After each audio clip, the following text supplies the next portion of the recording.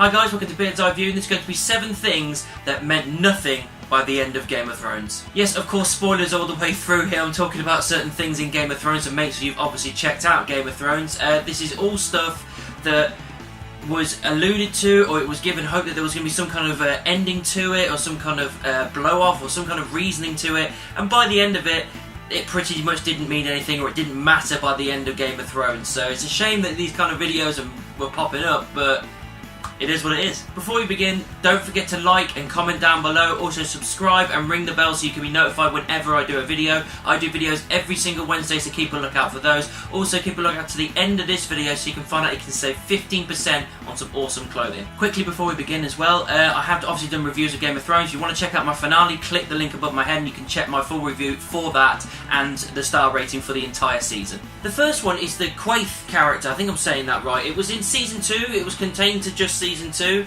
It's the cryptic woman that was all in chains and everything in her face and everything. Really quite interesting character that alluded to a load of cryptic things towards Dany. So it felt like there was going to be a payoff at the end of that character. Like there was something that was going to be extra for it. But no, she just did some cryptic things for Dany and nothing ever came of it. I thought we'd have something at some point, but nothing at all. And it just seemed like such a waste and a pointless character by the end of it. Circes Prophecy. Certain things did happen. Certain things did get ticked off from this prophecy. The whole thing with her kids being killed, tick, they all died. The whole thing being subverted by someone younger and better on the throne, a better female, kind of happened, I suppose, because, you know, Dany did win and did take the throne away from her, but she didn't actually get the throne herself, so that's a bit of a grey area. But then the bit that's kind of like didn't happen and didn't mean anything by the end of it was the fact that she'd be killed by a younger brother, whether it be Jaime or Tyrion. It was obviously meant to be Tyrion by the looks of it, but then as things went on, we're like, oh, it could be Jaime because technically he's like a couple of minutes younger than her. So, but no, that never happened. Tyrion never killed her, Jaime never killed her, like strangled her or anything, because there's loads of rumours about that. No, they're just buried in rubble together. So the fact that they were ticking the boxes of this prophecy, so to speak, and then just to not tick that final box, it just seemed a bit like, and it just adds another kind of bitter aftertaste to the bad death of Cersei and Jaime, really, because it wasn't a death that any of us wanted. Prince that was promised. That was a big thing going through the books, that was going through the series. There was this whole prince that was promised, or princess that was promised. It could have been, you know, any, but it just seemed to get the same prince that was promised. And the whole time we're building up and thinking it's going to be Jon. And it ended up meaning nothing. I think the last couple of seasons at least, we didn't even get a mention of the prince that was promised. Nothing was built up or anything. It ended up being just a few words that were spoken in earlier seasons, and it ended up being completely pointless. So why invest all that time for it to mean nothing? The Three-Eyed Raven thing with Bran. So much time invested in that, him going beyond the wall and learning the Three-Eyed Raven, how to warg and like all that kind of stuff, and see past, present, future, all this stuff that builds up to the character of what he becomes.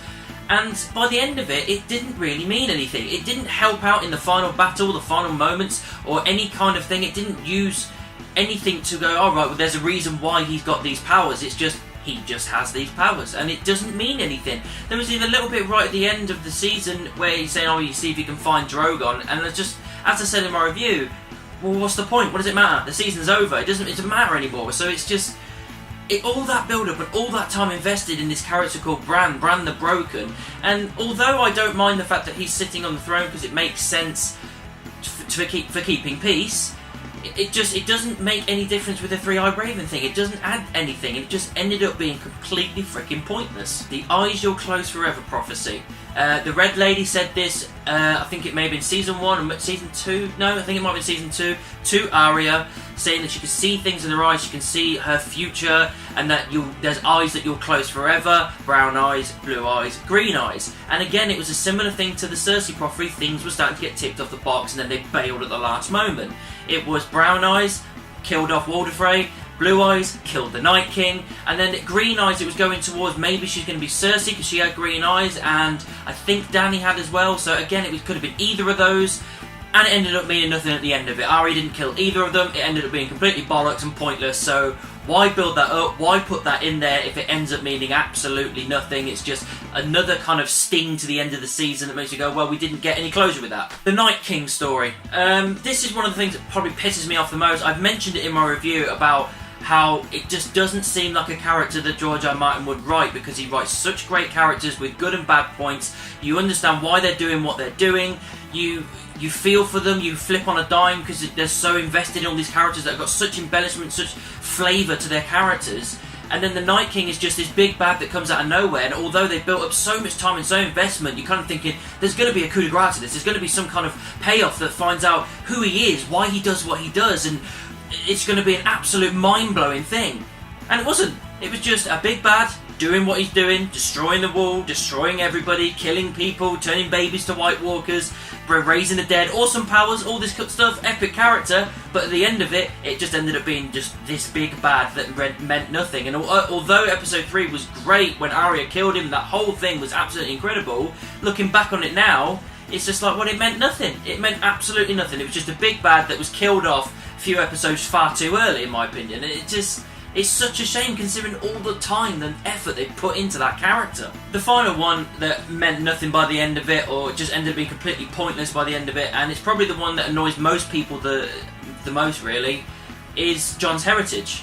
We invested so much time in it. There was always more going on with Jon that we were led to believe that Jon Snow wasn't Jon Snow. There was something else going on, because it just didn't seem in Ned's character to cheat on his missus and come home with a baby. There was something going on there, and as time was building, more speculations and more theories were coming out, and then when you finally get that moment where you see the Tower of Joy in Bran's vision, you see her, Lyanna giving birth to the baby and everything, then you see the wedding as well, and Lyanna and Rhaegar getting married, and it just shows, oh my god, he's Aegon Targaryen, he's a Targaryen / Stark, he's not a bastard, he's the biggest heir to the throne, he has the biggest claim, and it's just an amazing moment when we found that out. It's just like your theories have been coming true, and it's like, oh my god, this is an amazing moment, and I can't wait to see how they're going to handle this.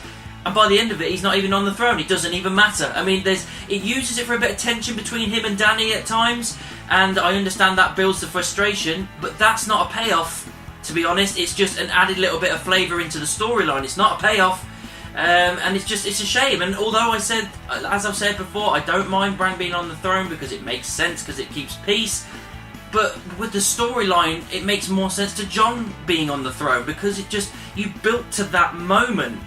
And it just ended up being nothing. He goes back to the Night's Watch and just wanders off into the wilderness for no fucking reason whatsoever, and I don't know why.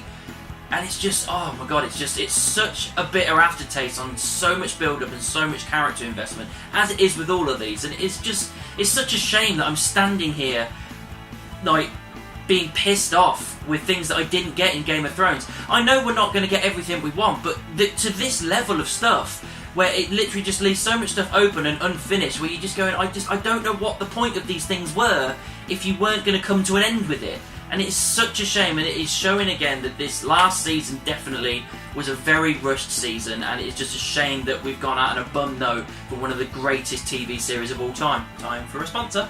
This video is sponsored by The Glory Collective. Apparel, accessories and prints. Use promo code GLORYBEARD15 to get 15% off all purchases. The Glory Collective. For the Seekers. So that's my 7 things that didn't mean anything by the end of Game of Thrones. What did you think about it? Let me know down in the comments. Make sure you subscribe and ring the bell. If you want to find me on social media, check out all of these. All links are in the description. And I'll see you soon.